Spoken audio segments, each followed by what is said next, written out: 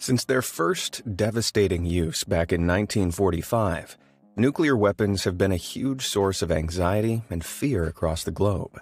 For almost a century now, we've lived in the knowledge that our world leaders could plunge us into nuclear war with destruction on a scale never before seen in history. But how likely really is this scenario? What was the biggest nuclear weapon ever dropped? And how does a nuke even work anyway? Slip your hazmat suit on and brace yourself for impact, because you're about to get hit with a fat knowledge bomb.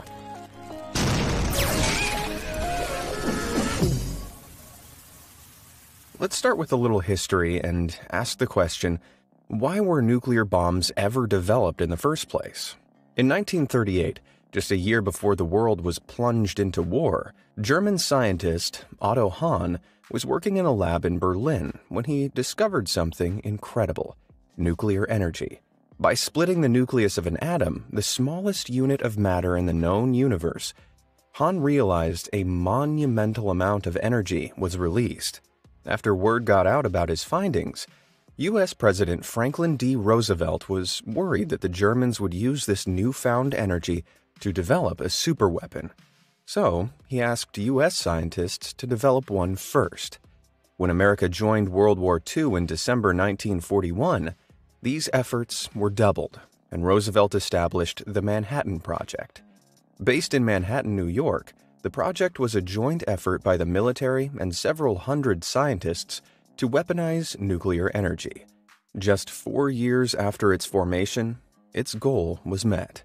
On the 16th of July, 1945, the U.S. conducted the first ever test of a nuclear bomb, codenamed the Trinity Test. The bomb, containing 1 kiloton of destructive power, that's the same as 1,000 tons of conventional explosives, was dropped from a plane over Socorro, New Mexico.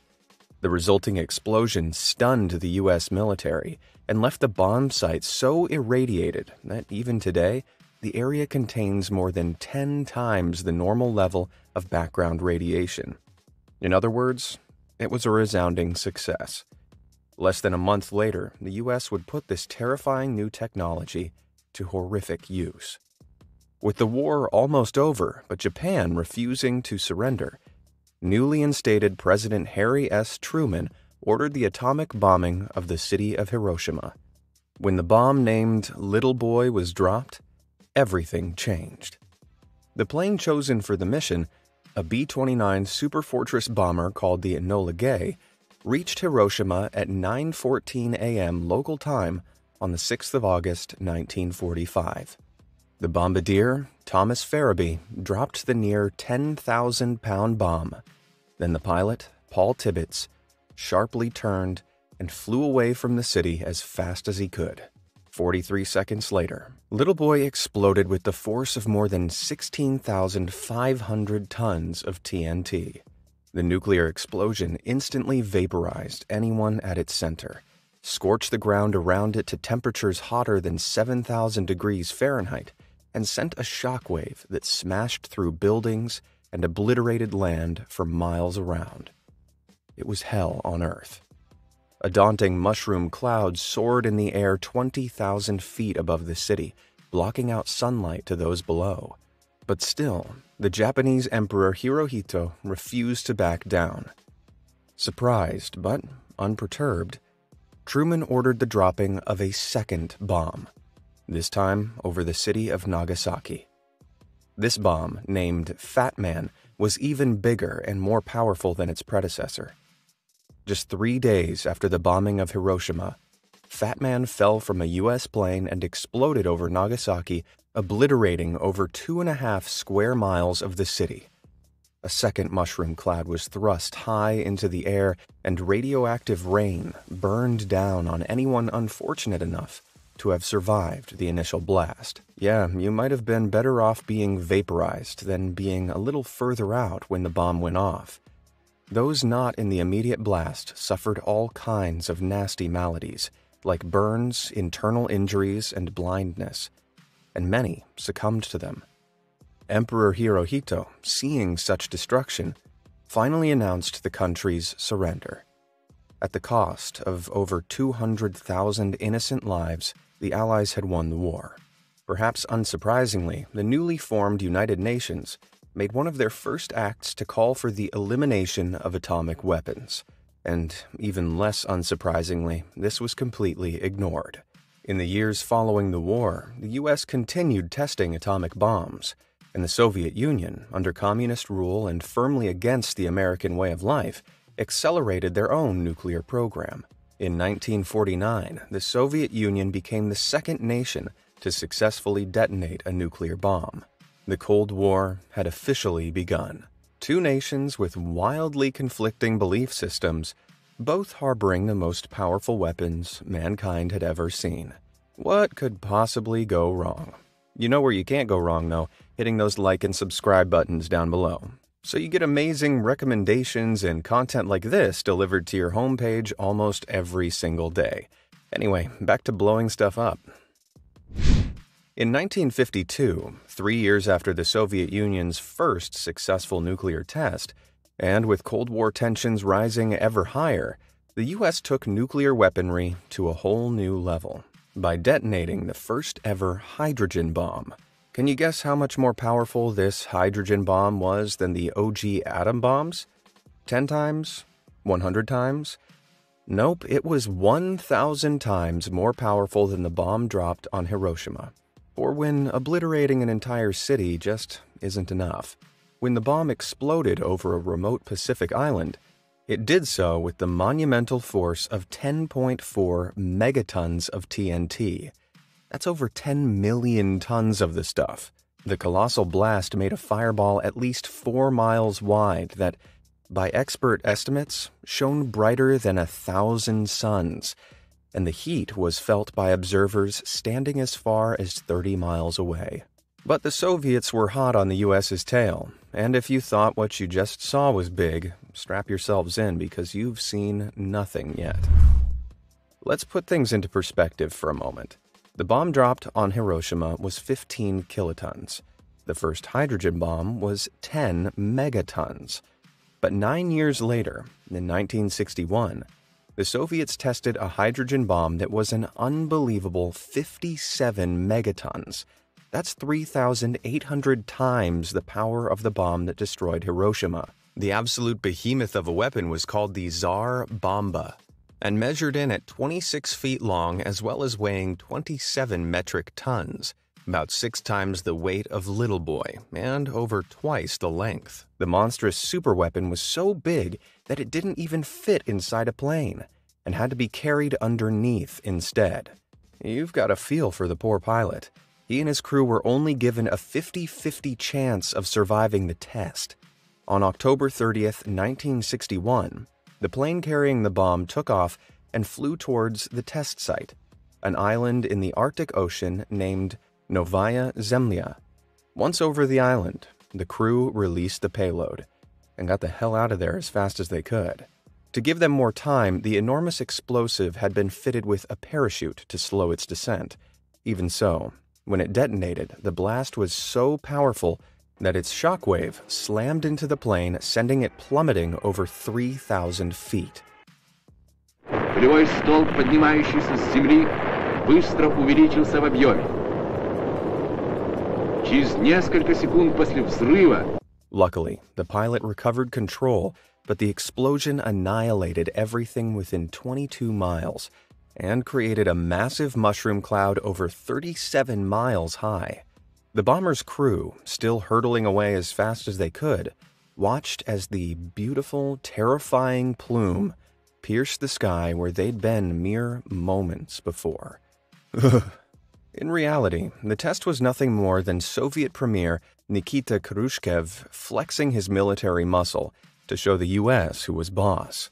But the bomb itself, while undoubtedly impressive, was impractical and wasn't as effective as dropping several smaller bombs. So no attempt by either side was ever made to make one bigger. Even today, the Tsar Bomba remains the biggest nuclear weapon ever created and used, though I came pretty close to topping it after last night's curry. Despite no single bomb ever matching the Tsar Bomba's power, between 1945 and 1980, A combined total of 510 megatons of explosives were detonated around the world in nuclear tests. That's 170 times more blast power than was used in the whole of World War II. And though easily the two biggest culprits, it wasn't just the US and Soviet Union that were responsible for the barrage of blasts. By 1980, the UK, France, and China had all waded into the fray with their own tests, albeit on a far smaller scale.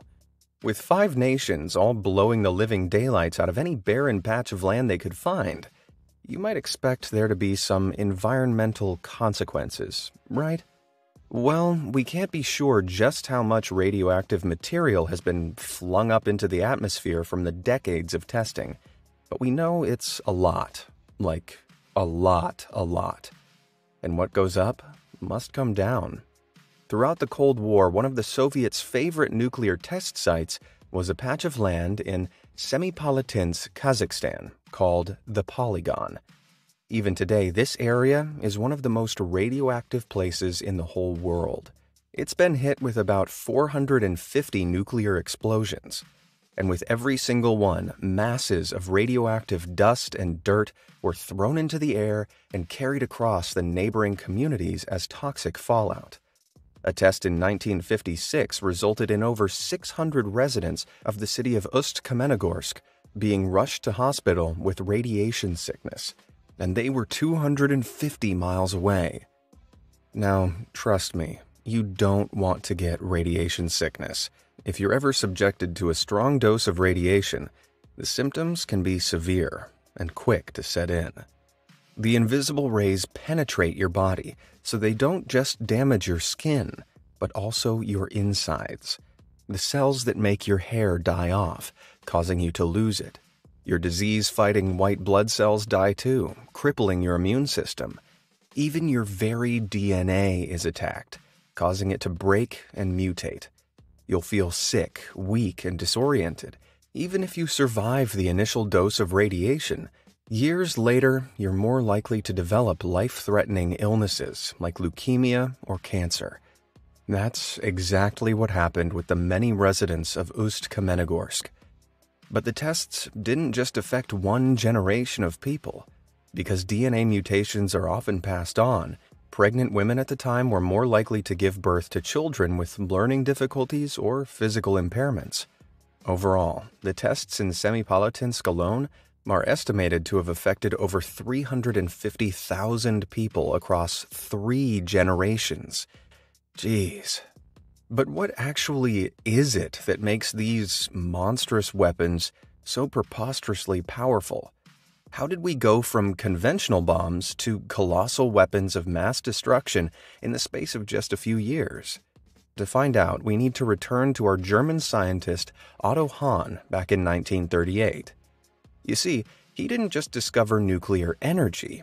He discovered something called nuclear fission. And it's the entire reason that we're now capable of our own Armageddon. Okay, so here's the sitch. Everything in the universe is made of atoms. You, me, the chair you're sat on, even your grand's false teeth. They're so small you can't even see them with a microscope, but they're everywhere.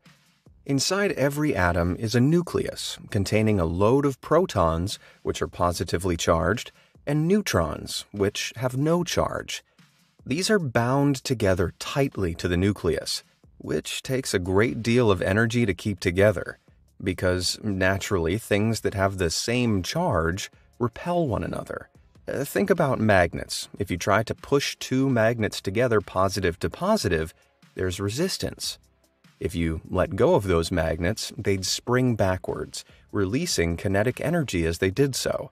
It's the same principle here. The protons are held together by a powerful force, but if that force is broken, all the energy being contained by it is released. This process is called nuclear fission, and it's the principle behind both the Hiroshima and Nagasaki atom bombs. To instigate fission, a neutron is fired at the nucleus of an atom. When it hits the nucleus, it smashes it apart,